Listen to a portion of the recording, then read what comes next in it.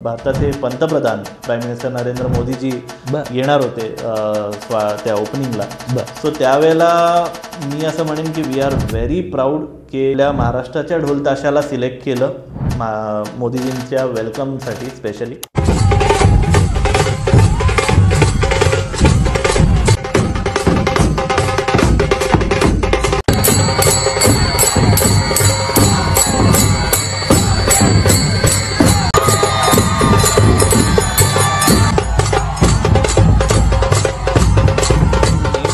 Them are like Ranveer सिंगला आम्ही welcome केलं होतं, एक्सपोला आला होता त्यावेळेला. आणि त्यावेळेला त्याला इतकं आवडलं की तो स्वतः येऊन आमच्याबरोबर ढोल वाजवत होता आमचा.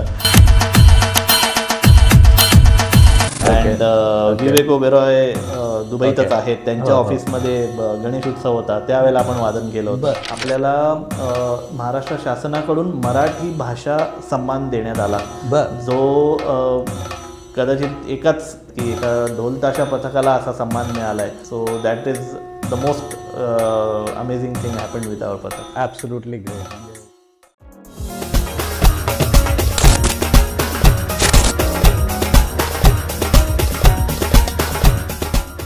दुबई कट्ट्याच्या आजच्या विशेष भागात तुमचं स्वागत. विशेष यासाठी की आज हे थोडंसं एपिसोड आहे ते म्युझिक रिलेटेड आहे. आणि दुबईत नाही तर पूर्ण आखाती देशात ज्यांनी पहिलं ढोल पथक चालू केलं आहे, महाराष्ट्राची शान ढोल पथक ज्यांनी चालू केले आहेत, असे श्री सागर पाटील आपल्या दुबई कट्टाच्या मंचावरती उपस्थित आहेत. सागर, वेलकम टू दुबई कट्टा. नमस्कार, थँक्यू. आणि तू तुझं इंट्रोडक्शन दे. चालू करूयात की तुझा जन्म कुठनं आणि कुठनं आलास, दुबईपर्यंत कसा पोहोचलास? नक्कीच. पहिली गोष्ट तर खूप खूप धन्यवाद दुबई कट्टाने आज आपल्याला इथे आम्हाला इन्व्हाइट केलं आहे आणि ही संधी मिळाल्याबद्दल खूप छान वाटतंय. तर तुमचे खूप खूप आभार. इंट्रोडक्शन सांगायचं तर माझं नाव सागर पाटील आणि मी मूळचा मुंबईचा आहे, born and brought up in Bombay, Mumbai. आणि त्याच्यानंतर माझं सगळं एज्युकेशन वगैरे आम्ही मुंबईतच झालेलं आणि लहानाचा मोठा तिथेच झालो. त्यानंतर कॉलेज आणि ह्याच्यासाठी बेळगावमध्ये आम्ही शिफ्ट झालो फॅमिली सगळी. सो माझं एज्युकेशन पुढचं तिथे झालं. त्यानंतर 2010 साली दुबईमध्ये येण्याची संधी मिळाली नोकरीच्या निमित्ताने. आणि तेव्हापासून ॲज अ परचेस मॅनेजर म्हणून मी इथे काम करत होतो एका एरोस्पेस कंपनीमध्ये. आणि साधारण 8 वर्ष जॉब करत असताना एक जी कला होती सोबत, जे परमेश्वराच्या कृपेने जे गॉड गिफ्ट मिळालेलं होतं म्युझिकचं, ते इथे जतन करण्याचं आणि त्याला आपल्याला डेव्हलप करण्याची मला संधी मिळाली इथे. आणि out of that I transform myself into a musician, performing artist.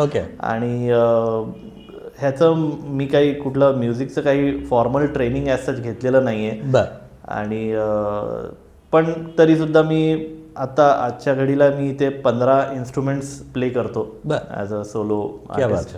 आणि असा एक बॅकग्राऊंड आहे माझं. बरं, ठीक आहे. म्हणजे परचेस मॅनेजर हे तुझं जॉब प्रोफेशन होतं, पण त्याची म्युझिक तुझी पॅशन होती.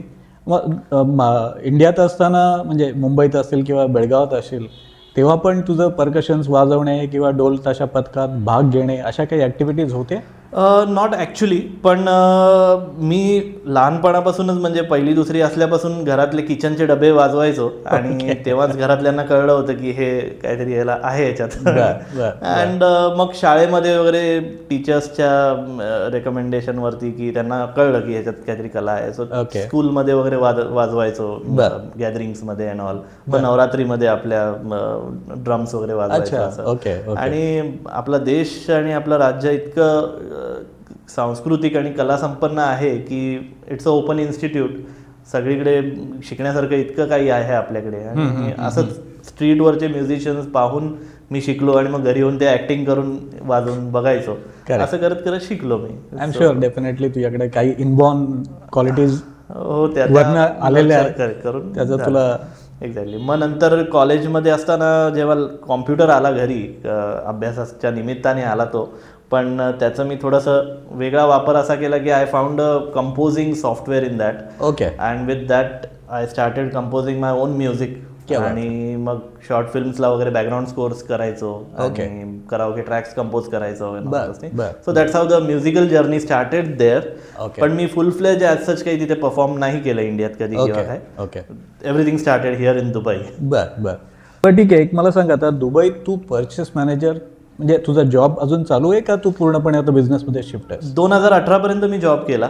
बरं. आणि तोपर्यंत माझं एक म्युझिकल बॅकग्राऊंड इथे तयार झालं बाय गॉड्स ग्रेस. आणि तेव्हा एक मुवमेंट आली जेव्हा मला वाटलं की I should stop this and I should skip to and transform completely into the music. And since then I am into completely into music. बरं आता हे तुझ्या ढोल ताशा पथकाचं नाव जे आहे त्रिविक्रम ढोल ताशा पथक, याची स्थापना कशी झाली किंवा ही आयडिया कशी सुचली याचं जरा. ओके, तर 2010 पासून मी दुबईत आहे आणि तेव्हापासून इथले काही जे काय ॲक्टिव्हिटीज किंवा इव्हेंट्स होतात किंवा फेस्टिवल्स होतात तर त्यामध्ये असं एक ऑब्झर्वेशन होतं की इंडियन म्युझिक म्हटलं की फार तर ते पंजाबी भांगडा, पंजाबी ढोल आणि गरबा किंवा नवरात्री एवढंच व्हायचं. सो कुठेतरी ते मनात होतं की यार आपला महाराष्ट्र का नाही दिसत आहे, आपल्या महाराष्ट्राची जी शान आहे ढोल ताशा ते का नाही आहे इथे. आणि त्यातूनच मग हे डिस्कशन करताना वाईफ बरोबर असं एक थोडंसं आयडिया आली की मग तिने सुचवलं की मग तूच का नाही चालू करत इकडे, लेट अस स्टार्ट. आणि असं सो पहिला जो आम्ही सुरुवात केली तर ते दॅट वॉज इन 2017 जानेवारी. आणि मकर संक्रांतीचाच एक इव्हेंट होता इथे एका मराठी समूहाचा. आणि तिथे आम्ही म्हटलं की एक ढोल ताशा आहे आमच्याकडे तर आम्ही करू का एक परफॉर्म. ते म्हटले हो नक्कीच आपले आहे. एक अराउंड 200-300 लोक होती आणि त्यामध्ये आम्ही 3 जण होतो फक्त. आणि इट वॉज मोडकं तोडकंच वादन होतं ते, पण 3 जण होतो. आणि ते जे पहिलं वादन केलं, from there we are here today. We have already completed 225 live shows in the last 7 years in UAE. आणि भारताबाहेर इतके कार्यक्रम करणारं कदाचित एखादं पहिलंच पथक असावं जगातलं बढिया की जे महिन्याला 8 ते 10 वादन करतंय. क्या बात आहे दुबई सारख्या ठिकाणी. बरं म्हणजे मला जे तुझ्या बोलण्यातनं समजतंय की तुम्ही ऍक्टिव्हिटी चालू करायची आहे ती दुबईत असे काही पथक नव्हतं किंवा अख्खा देशातच नव्हतं, अख्ख्या गल्फमध्येच नव्हतं असं. एक्झॅक्टली. आणि वी आर प्राऊड टू से की आज खरंच अभिमान वाटतो की आज जेव्हा केव्हा इथल्या लोकल कंपनीज किंवा इंडियन फेस्टिवल्स येतात, दुबई दिवाळी येते, there is a initiative by Dubai government also की Diwali in Dubai they celebrate करतात ते लोक. बरेच अदर फेस्टिवल्स पण आपले इथे सेलिब्रेट होतात. तर त्यावेळेला जेव्हा local event companies Indian performances किंवा इंडियन म्युझिक सर्च करतात तर देअर फर्स्ट चॉईस इज नाव dhol tasha. And that's how we are proud की आपला महाराष्ट्र तिथे आता गाजतोय ढोल ताशाच्या. क्या बात आहे, व्हेरी ग्रेट. बरं एक मला सांग, आतापर्यंत तुम्हाला हा प्रवास कसा आहे? लाईक आता किती 7-8 वर्ष झाली तुम्हाला? 8वं वर्ष चालू आहे आता. 2017 मध्ये चालू केलं आपण पथक. आणि 200+ कार्यक्रम झालेले आहेत आता. 150+ आर्टिस्ट ऑन बोर्ड आहेत. 150 artist are on board and 200+ are still on waiting list. म्हणजे इंटरेस्टिंग, पहिल्यांदा ऐकतं की ढोल ताशा पथक जॉईन करण्यासाठी पण वेटिंग लिस्ट झालेली आहे. आणि ती एक कंप्लेंट आहे फार या आर्टिस्ट लोकांची माझ्या प्रती की सागरला आम्ही कधीच मेसेज करून ठेवलाय आम्हाला जॉईन व्हायचंय, पण आता 6 महिन्यांनी आम्हाला मेसेज आलाय किंवा 8 महिने झाले अजून काही मेसेजच आला नाही. But that's how it takes time because we see the quality also. आता इतके जणांना जर घ्यायचंय आणि ट्रेन करायचंय त्यांना तर आम्ही त्यांना ट्रेन करावं लागतं. त्यांना पथकात घेऊन त्यांना सामील करून सगळ्या गोष्टी शिकवण्यापर्यंत गोष्ट असते. अँड त्यामुळेच एक क्वालिटी मेंटेन करण्यासाठी म्हणून थोडं करत आम्ही ते करतो. बरं मी क्वालिटीकडे पुढं जरा डिटेलमध्ये येतो. मला एक सांग की ही आज नवीन ऍक्टिव्हिटी तुम्ही 2016 पासून चालू केली, तर आता इंडियन्स लोकांना, महाराष्ट्रीयांना तर डेफिनेटली ढोल ताशा माहीत आहेच आहे, इंडियातल्या आय थिंक बऱ्याचशा लोकांना माहिती आहे, पण इंडियन्स आणि नॉन इंडियन्स या दोघांचाही रिस्पॉन्स कसा होता तुमच्या ऍक्टिव्हिटीला? It is great, it is amazing. आणि जेव्हा ढोल ताशा वाजतो पहिली गोष्ट तर आपल्याला माहिती की असं कोणीच नसेल की ज्याला नाचावं असं वाटणार नाही. ती आपल्या ढोल ताशाची शानच आहे आणि ती पॉवर आहे आपली की जेव्हा ढोल ताशा वाजतो you can make anybody dance in the world. So Dubai सारख्या शहरात जेव्हा हे पथक सुरू झालं so we were expose to the world audience. बरोबर. इंडियन्स तर आहेतच, पण बरेचसे नॉन इंडियन्स पण इथे आहेत residents. Okay. So when we started performing, आपल्या इंडियन लोकांनी तर त्याचा आस्वाद घेतला, त्यांना आनंद झाला की अरे चला पथक आहे आणि शोज होत आहेत. But there was a multinational audience also who was watching us. आणि त्यांचे रिॲक्शन्स पाहून आम्हाला इतकं भारावून गेल्यासारखं वाटलं की यार हे लोक पण एन्जॉय करतायत. म्हणजे आपले लोक तर नाचतायत, त्यांच्यासोबत वेस्टर्न कंट्रीजचे जे लोक आहेत सगळे Europeans and everyone is dancing. आणि मग ती खूप आम्हाला छान वाटत होतं. आणि इट इज लाईक असं एक समाधान झालं की चला आत्ता कुठे आम्हाला म्हणता येईल की आज आपण आपल्या कला संस्कृतीचा प्रचार किंवा एक प्रदर्शन ह्या ठिकाणी राहून आपल्या कार्यातून करतोय आणि हे आपल्या हातून घडतंय, which is a great thing. आणि ते करण्याची संधी आम्हाला मिळते याचं आम्हाला भाग्य वाटतं संपूर्ण टीमला.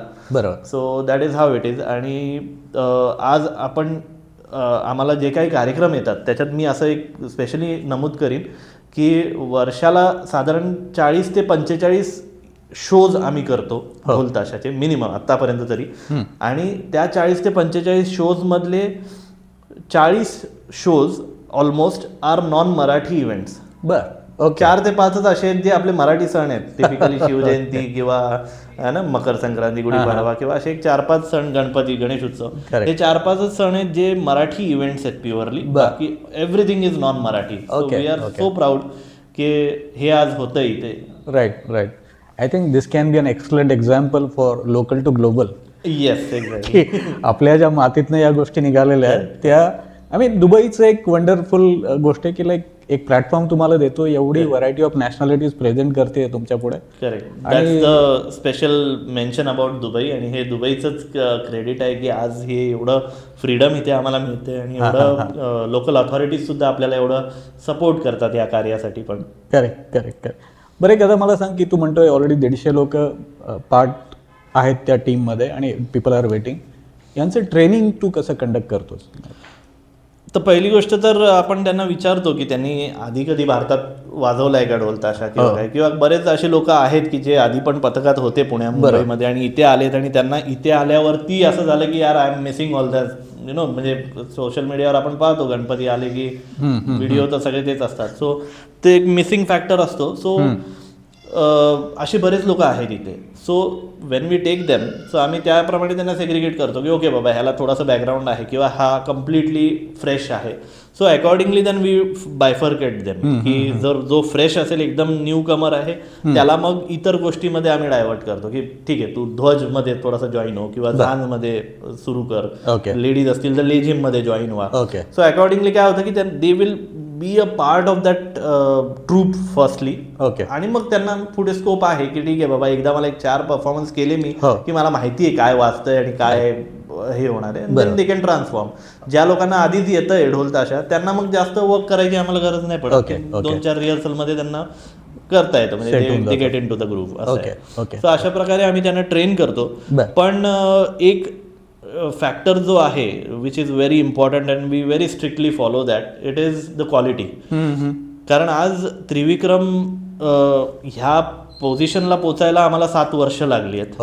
आणि ही 7 वर्ष is all about quality, all about discipline, all about apt presentation. आणि हे ह्यासाठी इम्पॉर्टंट आहे कारण आज दुबईसारख्या ठिकाणी जेव्हा मी वादन करतो किंवा एखाद्या स्टेज शोला जातो तर समोर जर 500 लोक असतील तर त्या 500मध्ये सगळ्या नॅशनॅलिटीचे लोक आहेत. आणि ती सर्व नॅशनॅलिटीची लोक आज माझा जर परफॉर्मन्स पाहणार आहेत त्रिविक्रमचा, तर they are watching Maharashtra in me, they are watching India in me. So when I am standing on a stage to perform dhol tasha, हा मी एकटा परफॉर्म नाही करत आहे, हे मी माझं सगळं बॅकग्राऊंड तिथे प्रेझेंट करतोय, your country, your state. So ही खूप मोठी जबाबदारी आहे की तुम्ही जे काही करताय स्टेजवर ते परफेक्टच असावं, आणि जर ते परफेक्ट नसेल तर नाही करावं ते, असं आहे. So that is what is our policy. आणि म्हणूनच आमच्याकडे असं आहे की पथकामध्ये जोपर्यंत एखादा आर्टिस्ट जर आलाय नवीन, तर if he is not coming up to that presentation level, so we train him, त्याला आम्ही ग्रू करतो. असं नाही की त्याच्याने होणार नाही, बट ठीक आहे, काही लोकांना गॉड गिफ्टेड असतं, लगेच येतं, काही लोकांना थोडा वेळ लागतो. सो तेवढं त्याची तयारी होईपर्यंत आम्ही त्याला ट्रेन करतो, and then only we come on the stage, or then only we allow him to be a part of that on the stage. Because एक जरी चूक झाली तरी इट विल ते कम्प्लीट त्या पथकाचा ह्याला रेप्युटेशनला हे आणि प्लस आपल्या देशाला, आपल्या राज्याला, आपल्या संस्कृतीला, कला संस्कृतीला ते मग रिप्रेझेंट करतं. सो ही क्वालिटी मेंटेन करणं खूप गरजेचं आहे आमच्यासाठी. We have been doing it for last 7 years. Absolutely amazing. I mean दुसरं एक मला विचारायचं की मग याच्यात आता महिला आणि लहान मुलांचा समावेश कसा आहे या पथकामध्ये? तर पथक सुरू जेव्हा झालं त्यावेळेपासूनच, सुरुवातीपासूनच पहिल्या कार्यक्रमाला आम्ही 3 जेंट्सच होतो. त्यानंतरचा जो कार्यक्रम झाला त्याला साधारण 12 लोक होती आणि त्याच्यात मेल फिमेल दोन्ही होते. 2023 मध्ये आमच्या पथकाचे 150 कार्यक्रम कंप्लीट झाले. आणि त्या निमित्ताने आम्हाला असं वाटलं की यार आता एवढा एक मोठा पल्ला आपण गाठलेला आहे, आता काहीतरी एक स्पेशल करावं या 150च्या निमित्ताने. सो अशी एक कल्पना आली की आपण लहान मुलांचं स्पेशल पथक सुरू करूया. आणि त्याचं नाव दिलं त्रिविक्रम बालमित्र ढोलताशा पथक, जे अगेन संपूर्ण आखाती देशातलं पहिलं फक्त लहान मुलांचं पथक आहे. आणि ह्याच्या मागची कल्पना ही होती की आता आम्ही तर शिकलो, आम्ही तर इथे हे सगळं क्रिएट केलं आणि आपण तर करतच आहोत मोठे, पण आता ही कला किंवा हा वारसा ह्या नवीन पिढीला जी इकडे वाढत आहे, जी मुलं इकडे ग्रो होत आहेत, तर ह्या मुलांना पण हे मिळालं पाहिजे. कारण शेवटी मी आज जसं म्हटलं की मी मुंबईमध्ये, पुण्यामध्ये राहिल्यामुळे हे सगळं शिकलो, स्वतः लोकांना बघून शिकलो. मी तर क्लासलाही नाही गेलो कुठल्या.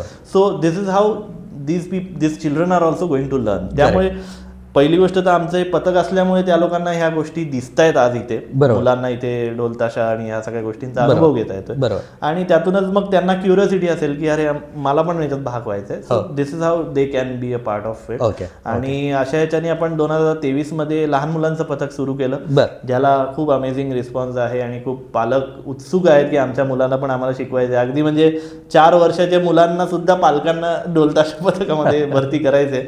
मग आम्हाला त्यांना सांगावं लागतं की नाही, थोडं थांबा, त्याला अजून जरा मोठं होऊ दे, then we can join. So लहान मुलांचं पथक आहे. आणि त्याचबरोबर आपण एक स्पेशल लेडीजचंही पथक केलेलं आहे, त्रिविक्रम लेडीज ढोलताशा पथक, ज्यामध्ये फक्त महिला आहेत. कारण काही वेळेला दुबईमध्ये अशा इव्हेंट्स होतात की ज्याला वुमन स्पेसिफिक इव्हेंट्स आहेत, की बाबा एखादं वुमन काउन्सिलचं ओपनिंग होत आहे किंवा एखादा लेडीज किंवा वुमन्स डे स्पेशल कार्यक्रम आहे काहीतरी. सो म्हटलं मग एक सेपरेट आपली टीम असू दे जी फक्त लेडीजची आहे, and that represents the woman empowerment, that represents the woman power and the creativity of the woman. So त्यासाठी ते एक पथक पण आहे. बरं, एक मला सांग, आता या ढोलताशा पथक या ॲक्टिव्हिटीज लहान मुलं जोडली जात आहेत, महिला आहेत, ऑफकोर्स मेन तर आहेच आहेत, याचा इम्पॅक्ट किंवा याचा फायदा तोटा किंवा फायदाच ऑफकोर्स याचा कसा होतोय आणि इम्पॅक्ट कसा होतोय ओव्हरऑल सोशल अँगल बघितलंच तर? Exactly, it's a very great thing for all the artist who have join असं मी म्हणेन. बिकॉज एक तर कसं आहे की जे आपल्या भारतातून जे इथे आलेले युवा युवती आहेत, जे यंगस्टर्स आहेत, तर ते जेव्हा इथे येतात तर पहिली गोष्ट तर असं असते की नोकरीसाठी आलेले आहेत. इथे शक्यतो मोस्टली तरी बऱ्याच लोकांचं इथे कोणी नसतं. There are no relative or no friends as such. So ते एकटे असतात एका अर्थाने. आणि जेव्हा त्यांना अशा गोष्टीची जेव्हा माहिती मिळते की एखादं पथक आहे and I should join it and youngsters are there together, तर दे आर हॅपीली जॉईनिंग. आणि तिथे आल्यानंतर त्यांच्यासाठी 2-3 गोष्टी अशा फायद्याच्या होतात की एकतर काहीतरी नवीन क्रिएटिव्ह करायला मिळते, एक त्यांची आवड जी आहे ती जोपासायला मिळते. दुसरी गोष्ट, they are getting a friend and family circle. आता आज जे पथक आहे आपलं हे एका अर्थाने एक परिवारच आहे. आणि असं आहे की आपल्या पथकामध्ये सर्व जाती धर्माची लोक आहेत. म्हणजे असं नाही की फक्त मराठीच लोक, ऑल्दो ढोलताशा आहे महाराष्ट्राचा, पण we have kept doors open. So आपल्याकडे गुजराती मुलं आहेत, आपल्याकडे कलकत्ता बेंगाली लेडीज आहेत, आणि तेलंगणामधला एक मुलगा आहे, तो तर 7-8 वर्ष आपल्याबरोबर आहे सोबत. सो असे मल्टी लँग्वेज वाले आपल्याकडे सगळे लोक आहेत. आणि अशा लोकांबरोबर जेव्हा एखादा युवक जॉईन होतो, so he feels very nice. आणि आज आमच्या पथकामध्ये असे चांगले फ्रेंड सर्कल्स निर्माण झालेले दिसतात आम्हाला, की जे विकेंडला पण चिल करायसाठी एकत्र भेटतात, कुठे बाहेर जातात, ट्रिपला जातात एकत्र, सुट्टी आली तर बाबा कुठेतरी मूवीला जा असं. सो हे एक बॉन्डिंग त्यांच्यात तयार झालेलं आहे आणि त्याचं कारण आज त्रिविक्रम पथक आहे, की त्या पथकामुळे ते लोक एकत्र आले आणि त्यांना एक सर्कल भेटलेला आहे, एक माइंडसेट चांगला आहे, एक चांगली संगत आहे. कारण आज तसं बघितलं तर बऱ्याच गोष्टी असतात ज्या you may gate distracted. So this is what it keeps people bonded and on focus. So हा एक चांगला इम्पॅक्ट आमच्या टीमच्या सर्व मेंबर्सवरती आहे आणि ती एक बंधुभावना, आपली युनिटी, ह्या सगळ्या गोष्टी त्याच्यात आहेत, त्यांना मिळतात. सुपर. आय थिंक म्हणजे एक चांगलं माध्यम आहे टू क्रिएटिव्हली तुम्ही एंगेज राहण्यासाठी आयुष्यात. एक्झॅक्टली. म्हणजे ऑफकोर्स डिस्ट्रॅक्शन्स असतात, प्रत्येक सिटीमध्ये असतातच, त्यात काही हेच नाही. प्लस सोशल मीडिया आणि people getting glued to the technology always. तर थोडंसं त्यातनं ब्रेक होऊन खरंच तुम्ही काही फिजिकल ॲक्टिव्हिटी कंडक्ट करताय. आणि अजून एक ॲडिशन असं की ढोल वाजवण्याने थोडेसे कॅलरीज पण लूज होतात तुमचे, सो तुमची जिम ॲक्टिव्हिटी पण त्याच्यात कव्हर होऊन जाते. Okay. I am sure balls sweating असणार त्याच्यात. It's not so easy.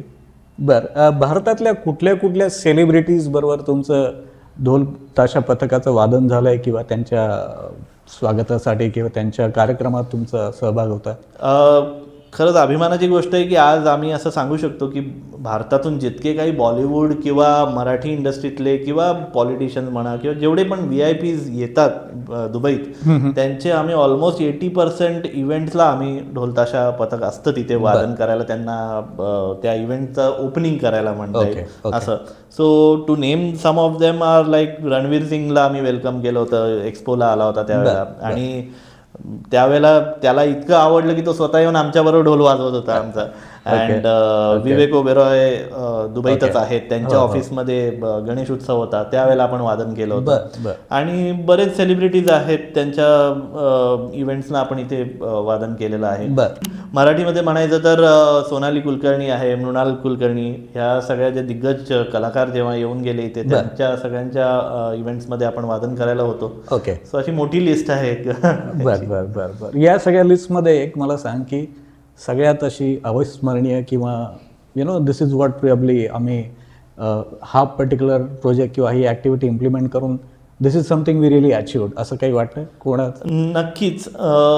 2024च्या सुरुवातीला फेब्रुवारीमध्ये आपल्याकडे अबुधाबीमध्ये मंदिर स्थापन झालं, हिंदू मंदिर, BAPS हिंदू मंदिरची स्थापना झाली.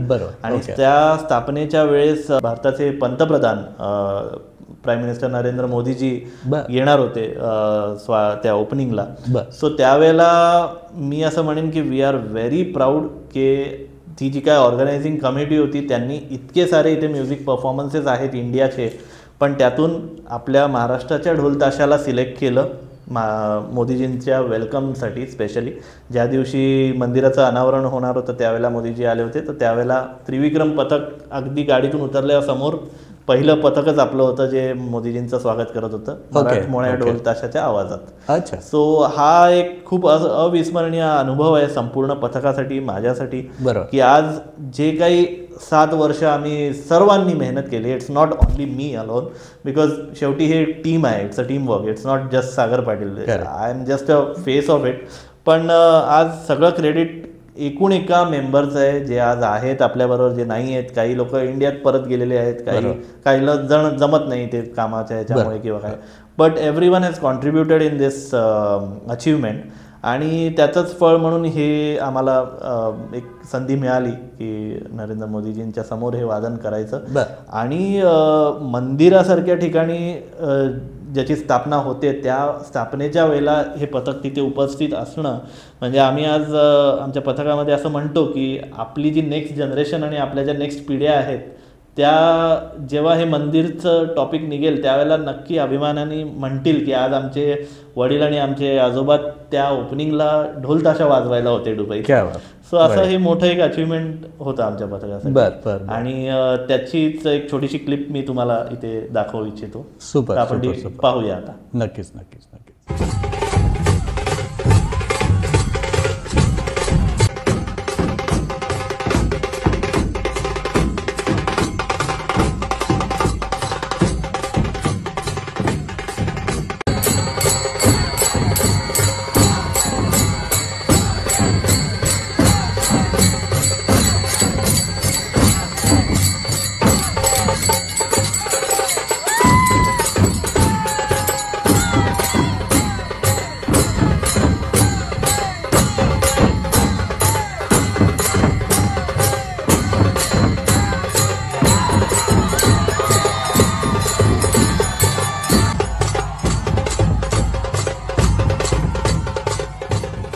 बाकी म्हणजे हे जसे काही कार्यक्रम होते, अजून काही आपले इथं उत्सव काही होत असतात किंवा काही वेगवेगळ्या ॲक्टिव्हिटीज होत असतात, तिकडं पण तुमचा सहभाग असतो का तसं काही? येस आजकाल बऱ्याचशा स्पोर्ट्स ॲक्टिव्हिटीजमध्ये सुद्धा ढोल ताशाला आमंत्रण येतं आहे. आणि त्यातलंच एखादं स्पेशल मी जर मेन्शन करायचं म्हटलं तर इथे एक शाळा आहे जी म्हणजे इट्स अ रिहॅबिलिटेशन सेंटर, जे लहान मुलं आहेत जी विथ स्पेशल नीड्स आहेत आणि चिल्ड्रन विथ इन्क्लुजन्स म्हणतो त्यांना आपण, तर त्या मुलांसाठी काही इथे एक मॅरेथॉन असते त्यांची, सुपर हिरो मॅरेथॉन म्हणून. तर त्या मॅरेथॉनला आपण गेले 3 वर्ष वादन करतोय आणि त्यामध्ये सर्व नॅशनॅलिटीजची मुलं आहेत जी स्पेशल किड्स आहेत, त्यांचा तो मॅरेथॉन असतो आणि त्याच्या ओपनिंगला आपलं ढोल ताशा असतो. So that is a very एक चांगलं कार्य आमच्या हातून घडतंय.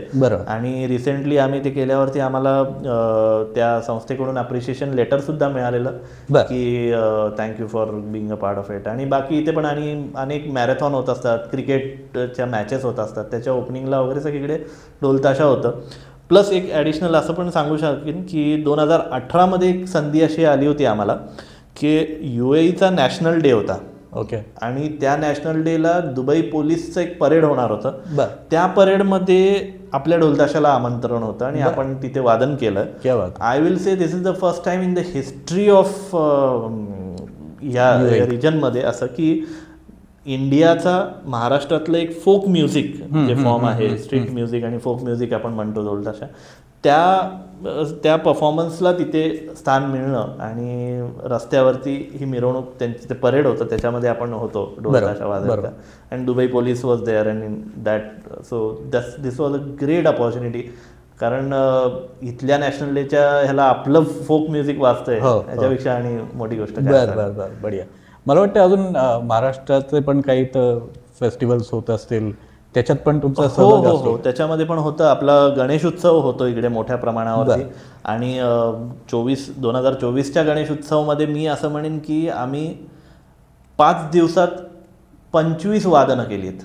ओके. म्हणजे एक विल्लामध्ये, एक इकडचा सार्वजनिक गणेश उत्सव, एक यांच्या घरात त्यांच्या घरात, म्हणजे अशा प्रकारे 25 ठिकाणी आम्ही वादनं केली. गणपती, दिवाळीला कार्यक्रम असतात तिथे आपण करतो. आणि जेवढे पण आपले शिवजयंती आहे, छत्रपती शिवाजी महाराजांचा जन्मोत्सव, त्याला आपण वादन करतो. अशा इव्हेंट्सना आपण ढोल ताशा आज प्राईम याच्यावरती आहे. छान, खरंच छान.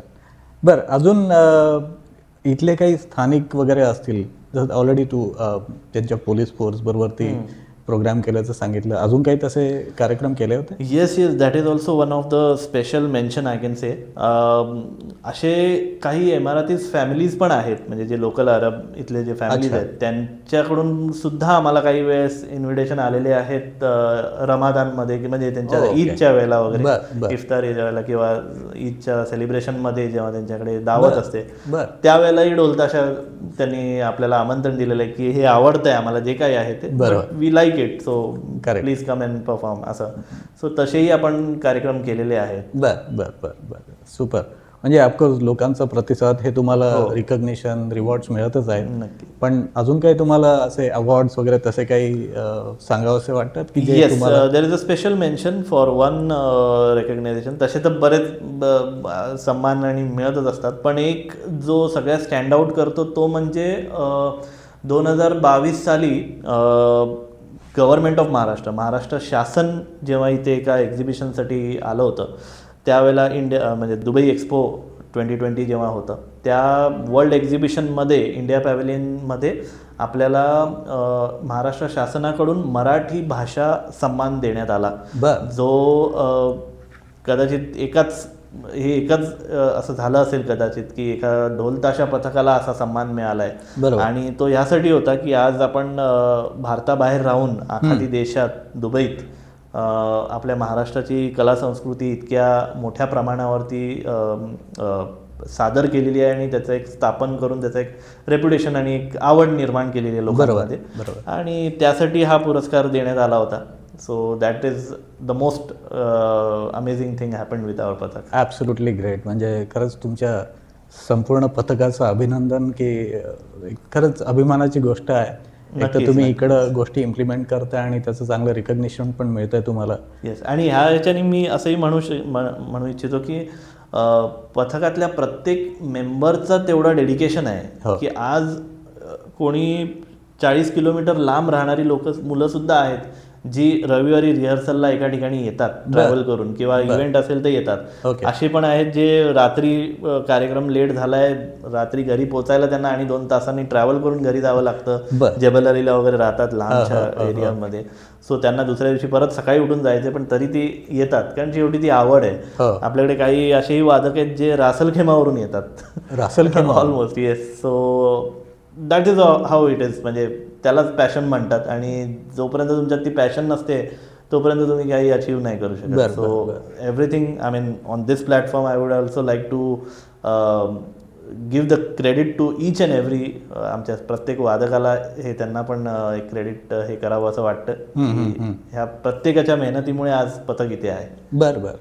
मग ही एक सांगा, ही तुम्ही प्रॅक्टिस कुठं करता? आता आमच्या इथं कसं, म्हणजे पुण्यात म्हणायचं झालं तर गणेश उत्सव आले की ढोल ताशांचा पूर नदी काठाला येतो, आणि कधी कधी पूर आला की ते ढोल ताशा पण जातात.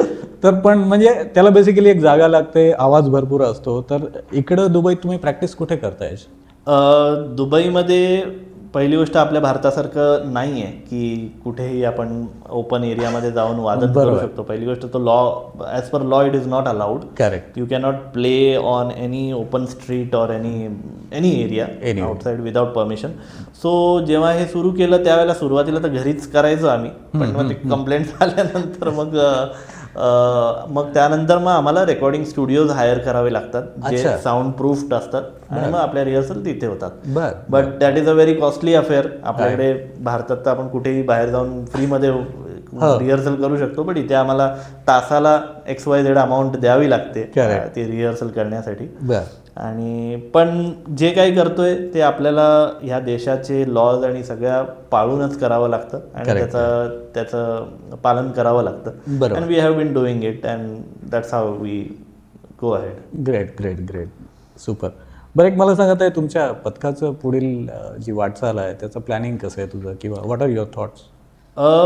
पथक बऱ्यापैकी माझं जे काय एक विजन होतं ते बऱ्यापैकी आता आम्ही फुलफिल केलेलं आहे असं म्हणेन मी. आणि definitely we want to showcase this musical form to the world as much possible. इथे तो प्लॅटफॉर्म मिळाला आहे आज दुबईसारख्या ठिकाणी आम्हाला, आणि त्याच्यासाठी आम्ही दुबई गव्हर्नमेंटचे, UAE गव्हर्नमेंटचे खूप हे आहोत, आभारी आहोत की आज हे करायला मिळते आपल्याला इथे. आणि पुढचे प्लॅन्स म्हणजे असं आहे की जास्तीत जास्त लोकांना ह्याच्यात इन्व्हॉल्व करावं, एक बंधुभाव त्यांच्यात तो यावा, आणि युनिटी मेंटेन राहो, आणि आपली कला संस्कृती दाखवण्याची जेवढी जास्तीत जास्त आम्हाला प्रयत्न करता येतील तेवढे आम्ही करतच आहोत. जिथे कुठे स्कोप आहे परफॉर्म करण्याचा, जिथे सादर करण्याचा स्कोप आहे, तिथे आम्ही आवर्जून त्रिविक्रम पथक पुढे असतं, आणि अशा पद्धतीने आज संस्कृती जतन करत आहोत, आणि हेच करण्याची इच्छा आहे पुढे. पुढच्या काही काळात अजून लहान मुलांना ही नेक्स्ट पिढी जी आहे ती तयार करायची आहे, त्यांची इन्व्हॉल्वमेंट वाढवायची आहे अजून या ढोलताशामध्ये, जेणेकरून हा वारसा पुढे ते चालू शकतील. राईट. बढिया. आय थिंक अदरवाईज सागर, म्हणजे it was great to listen to you, आणि तुझी पूर्ण जर्नी अबाउट त्रिविक्रम ढोल ताशा पथक, जे आखातात पहिलं आहे, आणि जे ते तुमचं पाऊल डेफिनेटली पुढं चाललंय. People are waiting for training itself. That is it show the indication की people are eager to be a part of it. आणि ती क्रिएटिव्ह एंगेजमेंटची तू एक खूप चांगली संधी इथे युवकांना दिलेली आहे जे इकडे येतात.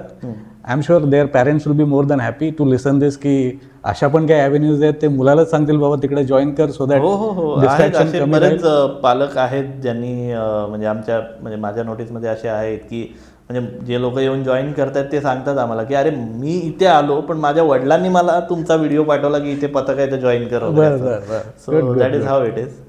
राईट. सो सागर, परत एकदा धन्यवाद, आणि दुबई कट्टाकडनं तुम्हाला शुभेच्छा. तुमचा जो ढोल पथकाचा जो नाद आहे तो फक्त आखाती आणि मिडल ईस्ट पण आणि इमियामध्ये लिमिटेड ठेवू नका, संपूर्ण जगात तो पसरवेत अशी आमची तुमच्या ढोल पथकाला शुभेच्छा आणि धन्यवाद. पुन्हा एकदा वेळ काढलाच त्याबद्दल thank you so much. Thank you sir. Thank you.